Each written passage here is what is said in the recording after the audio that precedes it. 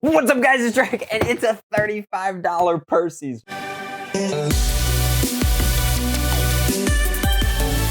All right, so first things first, huge thank you to my friends over at Walmart for sending this one over so that I could get this hype train started.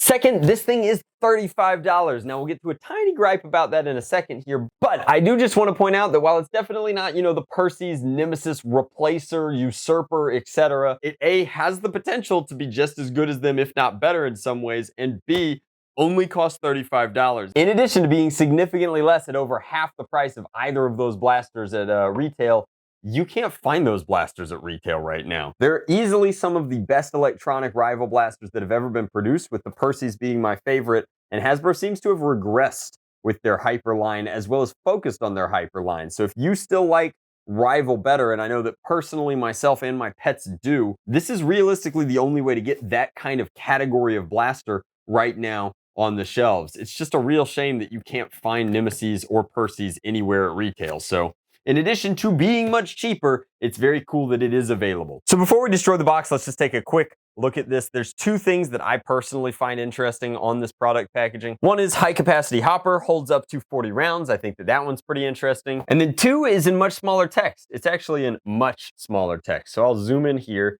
and it says compatible with all Adventure Force tactical strike ball blasters and most standard Nerf rival blasters. Now that one's interesting to me because lately Dark Zone, the manufacturer behind the Monolith, has been killing it in terms of their cross compatibility with other products and aftermarket products. So I have a theory that I'm going to try, given that I've got my hands on the only set of hyper rounds without handcuffs attached. All right, so that's enough talking about it. Let's get it out of the box. Immediately instruction manual, followed by blaster. So one thing that's interesting and unusual about this blaster is that it comes with its rounds just in the blaster. So it's kind of like they loaded it for you the first time. That's either a nice feature, or given that there's no compression, there's no magazines, there's no springs to wear out, it's honestly just a space efficient way to ship the product. I like it. It also showcases pretty well off the bat that if shipped with 40 rounds, they were serious about that 40 round capacity. It appears to hold about 40 rounds. You could maybe fit another 10% in there. I think that you could easily take it up to 45. Let's go ahead and open this door, which it looks like you come back here and it actually kind of detents itself open. And that is a quick fill kind of loading mechanism. You can just throw them in there. You can actually see in there how it kind of agitates and guides and chambers the rounds into what I can only assume is some sort of feeding mechanism into a flywheel system. I do also just want to point out that closing this like this is quite comfortable, very easy. You can just sort of slap it and it's in place. Now, foregrip up here is a little narrow for my hands. The stock overall is quite nice. The rev trigger is a little bit wee, but it's actually very, very responsive. It sounds like there's a pretty decent switch in there. I don't imagine that it could be the same kind of switch. As you can see right here in the door, there's a lock switch in there. So this is only gonna rev, presumably when the door is closed. And that's a safety thing that we will quickly remove when we get to the mod guide down the line. But overall, Monolith has got a kind of aggressive triple muzzle thing here. Now it's only firing from the bottom muzzle. If I look down the barrel, which you should not do, it appears like there's gonna be quite good squish, and the flywheels are textured, which means that they've got kind of that ribbing texture to them, so they're gonna grip the balls really hard and throw them that much farther. As we go through, speaking of things that are kind of rubbery, grippy, and textured, there's two plates. Both the stock, which is why it's quite comfortable, has this sort of rubberized sort of material covering everything. And then also down here where the base of the grip is, which means that if you were playing and hit here, you're gonna be hitting this sort of soft rubber, which grips nicely. It would be very stable and also just is kind of comfortable. I don't know how else to phrase it. Grip itself feels pretty good. Trigger well does one thing well, which is where you wanna be. It's just a trigger well, and it's quite nice. Up here, it looks like you've got full pick-penny rail just doing the top, as well as plenty of different places to strap a bandolier between bottom and top of the front, as well as one in the back here. So if you wanted to throw this on a sling, it would be quite comfortable, quite easy as well. Overall, it's not quite the ergonomic dream that the PERSES is, and the quality is, of comparable Adventure Force blaster quality, which is to say that the Adventure Force quality is not necessarily as premium as Nerf in terms of how thick the plastic walls are and how tight the tolerances are. It's not as nice as something, say, the Dark Zone Pro, but it's light years above where it was 4 years ago. And honestly, at this point, it's quite nice in its own right. Now, The one downside to this being a $35 blaster, which again is crazy that you get this much full auto powerhouse flagship rival blaster for $35, is that you have to feed this bad boy. You have to feed it 6D batteries. That's right, not 4, 6D batteries. Virtually no matter where you are in North America, if you're buying like a nice style of batteries like Duracell or Energizer, if you're doing an actual alkaline-based battery chemistry so that you can get the full performance out of this blaster, you're gonna be spending about $15 on this mini D batteries if you're buying them like this. Now, I bought these at the Publix down the road from me. For those of you that aren't in the Southeast, Publix is the best grocery store chain in the country, with the only exception being Wegmans. Publix will bow to Wegmans. That said, D batteries are expensive. They're heavy. This takes 6 of them. So while the blaster itself only costs $35, and if you're gonna modify it, you don't have to think about the cost of adding a battery, and I'm definitely gonna modify this shell as soon as I have the time for it. If you plan on using it in its stock form, I highly recommend picking up some rechargeables somewhere like on Amazon, because it will quickly chew through your wallet at $15 a full charge cycle. That said, it should get plenty of life out of these, and I'm excited to slap them in the battery tray, which is located over here, and let you know how it performs.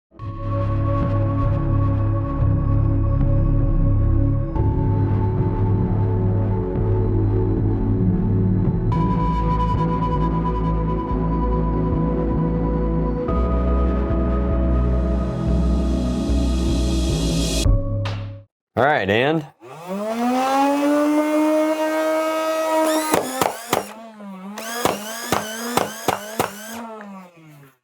all right, so while it might not have the rate of fire of the PERSES, it definitely is delivering these rounds into my kind of curtain over here with some serious force. And so I think that that's pretty exciting, but I'm actually gonna go ahead, I'm gonna dump some of these rounds out, make a terrific mess here in my office. I've got a few left in there that shouldn't be that big a deal. I'm gonna grab my bag of hyper rounds. So if you check this out, this is about 15 genuine hyper rounds. Let's go ahead and open up the door here, throw those in, and destroy our monolith for the sake of science.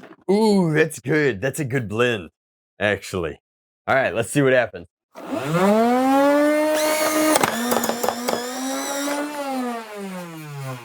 Huh. Well, that's promising. Fired a few of them. It appears that there's some sort of a gate in here, which might be slowing them down just a little bit. But like they chamber, and if they chamber and it bypasses that, that's kind of neat. It also has a very distinctive resonance, right? The full-on Adventure Force rival size rounds sound like boom, boom, boom. These sound like ding, ding, ding. I don't know. That would definitely have an effect on the hopper capacity. You probably fit 100 hyper rounds in there. Neat. All right, well, we'll never know until we take it downstairs and put it over the chronograph how it compares to the PERSES and the Nemesis in terms of its overall performance.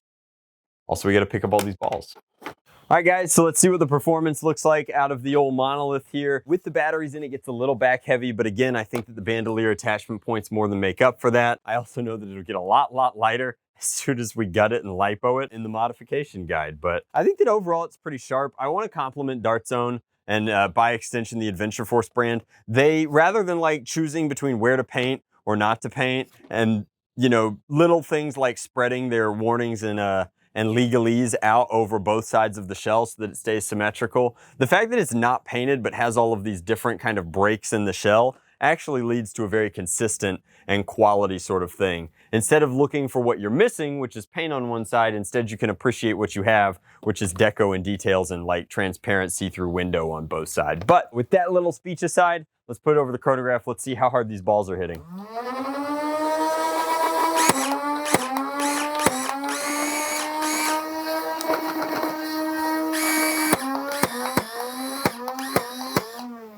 They're coming back pretty fast. So they're all just under 100 FPS, which is certainly not bad. That's pretty standard for rival, particularly the flywheels to float right at 100, maybe a little less, like 90 to 100. So the performance is right where you'd want it to be. Overall, the inconsistent rate of fire is not necessarily my favorite. And like all these blasters that operate on a similar agitation system have an inconsistent rate of fire, but on something like the PERSES where it's like brrr, it's less noticeable, whereas on something like this, you might be waiting half a heartbeat for your next shot. Let's put a few down range, see how that feels.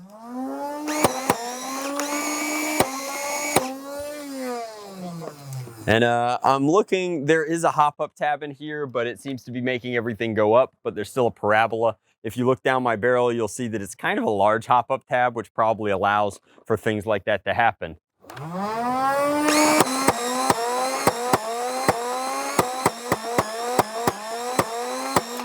Seems like the less rounds there are in the system, the more consistently it's chambering. So like right now, we're down to our final 5 shots or so. Let's see how quickly we can go through those. Guess it was only 4. And that's all of our ammo, which brings us right to hyper. I really don't want to lose all of these, but it does beg an interesting point, which is at 35 United States dollars. Is the Monolith the best hyper blaster? I don't know. It definitely wasn't designed for the hyper rounds, but the fact that it fired them in my office is worth investigating. So I'll put the few that I haven't lost in here. Then I'll whistle for Jinx so that she's nowhere near what's about to happen. Come here. Come on, JJ. Come on. Good dog. All right, excellent.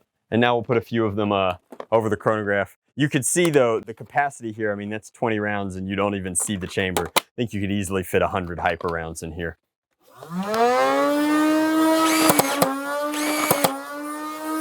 All right, so everywhere from like 90 to 70, definitely not bad. I'll fire a couple more here, but I definitely don't want to lose all of my hyper rounds. A little agitation is required. 4, that's not correct.